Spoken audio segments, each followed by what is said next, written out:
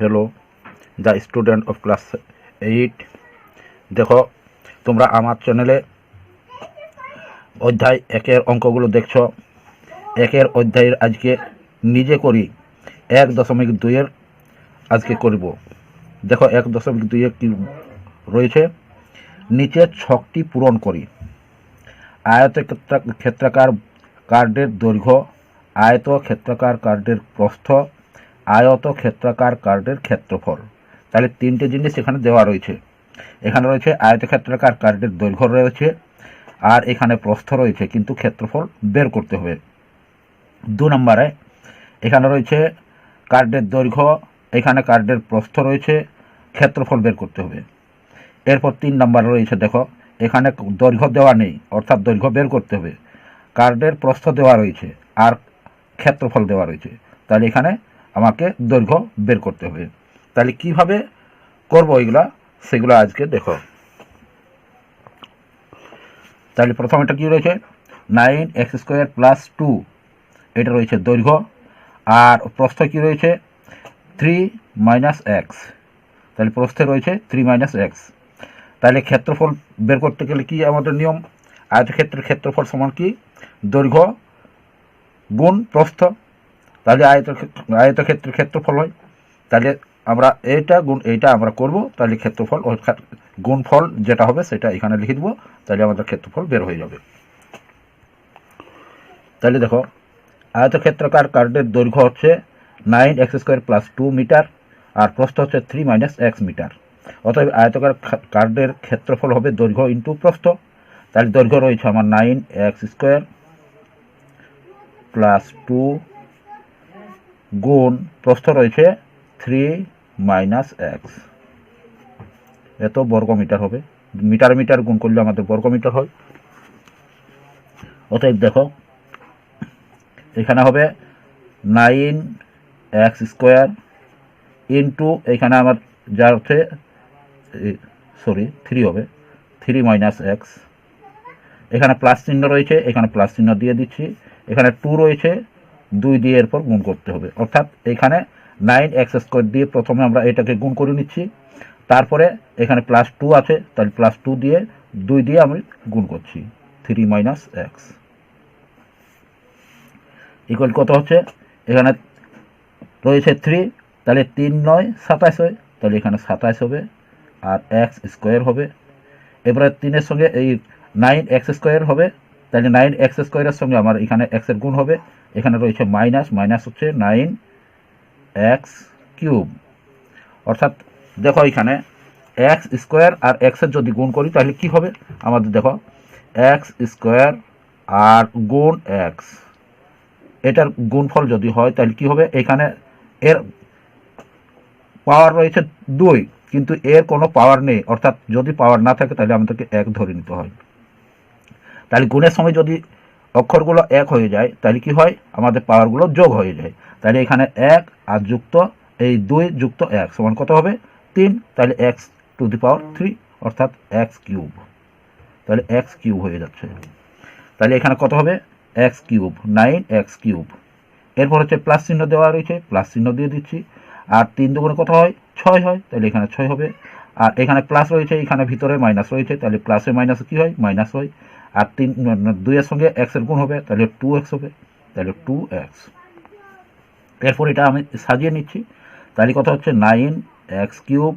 যেহেতু আমাদের কিউবের কিউব বড় রয়েছে, তাহলে বড়টা প্রথমে লিখছি, তারপর এখানে 27, তাহলে এখানে কিছু নাই, অর্থাৎ এখানে রয়েছে আমাদের সামনের দিকে কিছু নেই, অর্থাৎ আমাদের এখানে রয়েছে প্লাস চিহ্ন, তাহলে এখানে প্লাস চিহ্ন দিয়ে দিচ্ছি।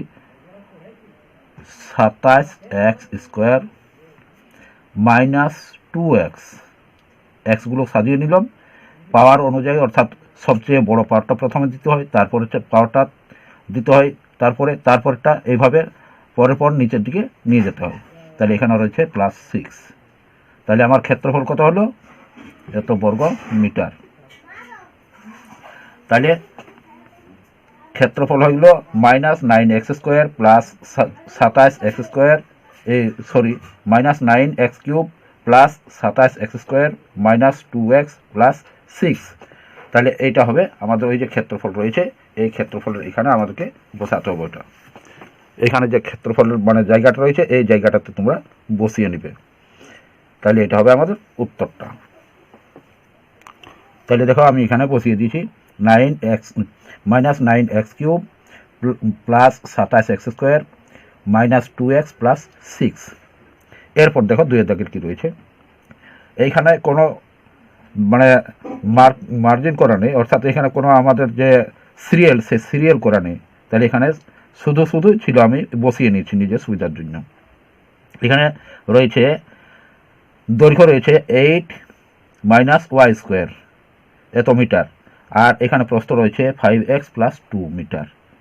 তাহলে দেখো এর ক্ষেত্রফল কত বের হবে, আমি বের করে নিচ্ছি আগের মতো করেই। তাহলে দেখো এখানে দৈর্ঘ্য রয়েছে 8 - y² মিটার, আর প্রস্থ রয়েছে 5x + 2 মিটার। তাহলে ক্ষেত্রফল কত হবে, অতএব ক্ষেত্রফল, আর আমি অত মানে বারবার লিখছি না, ক্ষেত্রফল ইকুয়াল টু দৈর্ঘ্য গুণিত প্রস্থ হবে। তাহলে 8 - y² into 5x + 2 equal to 8 into এই 8 দিয়ে প্রথমে এটাকে গুণ করছি, 5x + 2, আবার এখানে মাইনাস চিহ্ন রয়েছে, তাহলে এখানে মাইনাস চিহ্নটা দিয়ে দিচ্ছি। এরপরে y² রয়েছে, y² দিয়ে এটাকে আরেকবার গুণ করব, তাহলে y², তাহলে 5x + 2। এরপর দেখো এখানে 5 8 কত হয় 40, তাহলে 40x প্লাস 8 দুগুণে 16 মাইনাস এখানে y² রয়েছে, এখানে x রয়েছে দেখো কিন্তু, তাহলে কত হচ্ছে -5x y², 5x y²। যেহেতু আমার এখানে এক্সটা আগে থাকে তারপরে ওয়াই থাকে, তাহলে এক্সটা আমি অক্ষরগুলো সাজিয়ে নিয়েছি। এরপর প্লাসে মাইনাসে কী হচ্ছে, -2y²। তাহলে আমার কি হচ্ছে, ইকুয়াল টু, আমি সাজিয়ে নিচ্ছি, এখানে হচ্ছে আমার তাহলে -2y² -5xy² plus 40x plus 16 এত বর্গমিটার। এখানে বর্গমিটার হবে।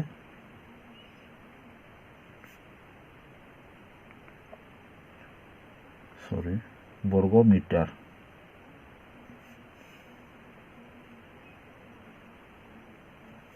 তাহলে এটা হবে অ্যান্সার, এটা ওইখানে লিখতে হবে।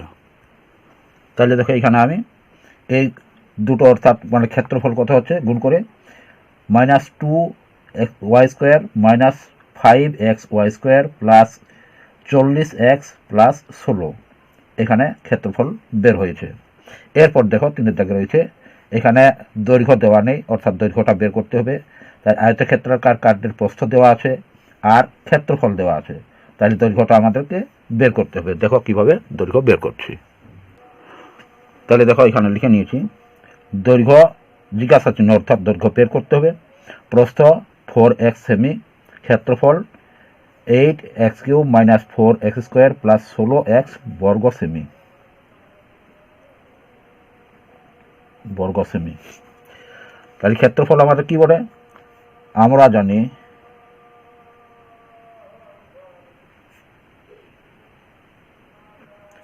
জানি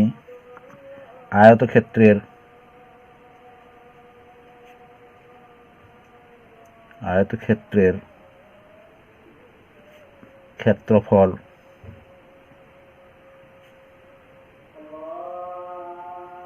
ইকুয়াল টু দৈর্ঘ্য গুণ প্রস্থ।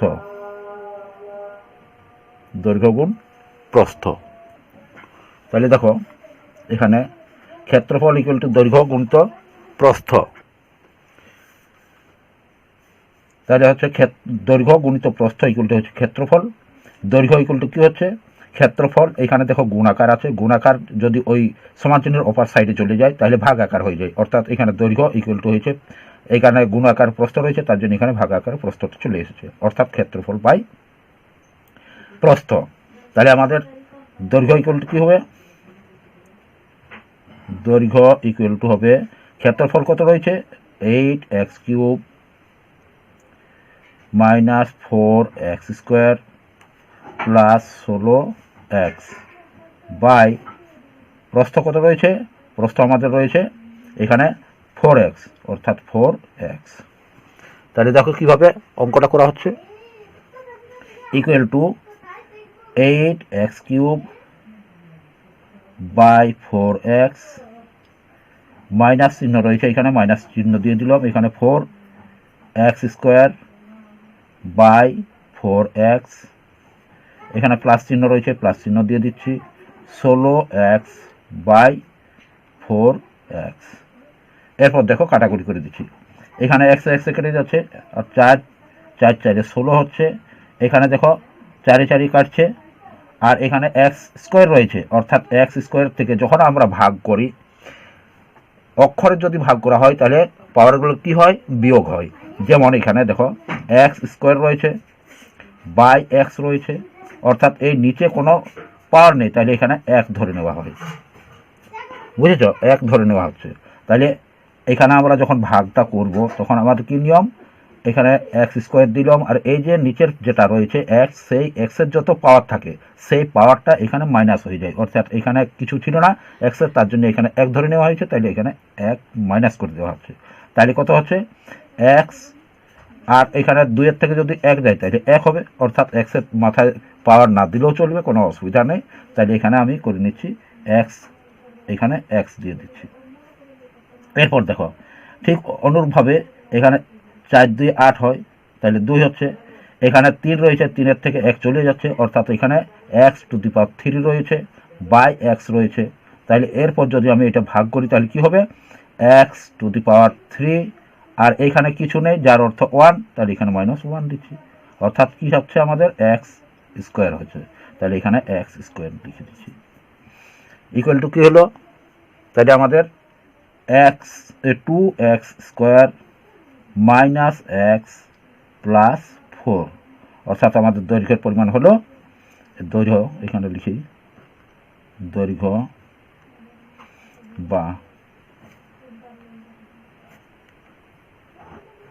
দৈর্ঘ্য ইকুয়াল টু হচ্ছে 2x² মাইনাস x প্লাস 4। তাহলে এটা হবে আমাদের 3 নম্বর অ্যান্সারটা। তাহলে দেখো 3 নম্বর আমাদের 2x² মাইনাস x প্লাস 4 দৈর্ঘ্যের পরিমাণটা হয়েছে। এরপর দেখো 4 দাগে রয়েছে 3x² y², এখানে দৈর্ঘ্যটা দেওয়া রয়েছে কিন্তু এখানে প্রস্থ কোনো দেওয়া নেই, অর্থাৎ এখানে জিজ্ঞাসা চিহ্ন হবে, আর এখানে ক্ষেত্রফলটা দেওয়া রয়েছে।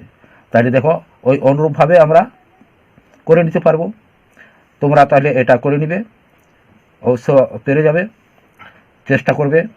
আর এখানে যেটা রয়েছে দৈর্ঘ্য দেওয়া রয়েছে, প্রস্থ দেওয়া রয়েছে, তাহলে ক্ষেত্রফল বের করতে হবে। তাহলে ক্ষেত্রফল বের করলাম 1 আর 2 দাগে যেভাবে বের করেছি গুণ করে, সেভাবে তোমরা এটা বের করে নেবে। এরপর দেখো এখানে 6 দাগেরটা, 6 দাগে কি রয়েছে, দৈর্ঘ্য দেওয়া নেই, প্রস্থ দেওয়া আছে, আর ক্ষেত্রফল দেওয়া আছে। তাহলে দেখো এটা কিভাবে আমি করছি, তাহলে এটা আমি দেখো কিভাবে করে দিচ্ছি, তোমরা ভাববে হয়তো আগে যেভাবে করছি সেভাবে করব, ঠিক আছে, ওইভাবে করলেও হবে, কিন্তু এটা একটু অন্যভাবে আমি করে দিচ্ছি। দেখো এখানে প্রস্থ দেওয়া আছে 4 প্লাস 10p মিটার, আর ক্ষেত্রফল দেওয়া আছে 16 মাইনাস এখানে 100p² বর্গমিটার। তাহলে দৈর্ঘ্য কত হবে, তোমরা তো এর আগের সূত্রটা তো দেখেছ, তাহলে আমি সরাসরি করে দিচ্ছি, দৈর্ঘ্য ইকুয়াল টু হবে ক্ষেত্রফল বাই প্রস্থ। যদি প্রস্থ দেওয়া থাকে তাহলে তখন কি করবে, যদি দৈর্ঘ্য দেওয়া থাকে তাহলে প্রস্থ বের করতে হবে। তাহলে প্রস্থ সমান কি হবে, ঠিক একই নিয়ম হবে, এখানে লিখবে প্রস্থ, আর এখানে ক্ষেত্রফল, আর এখানে দৈর্ঘ্য চলে আসবে, ওই একই মানে নিয়ম চলে আসবে।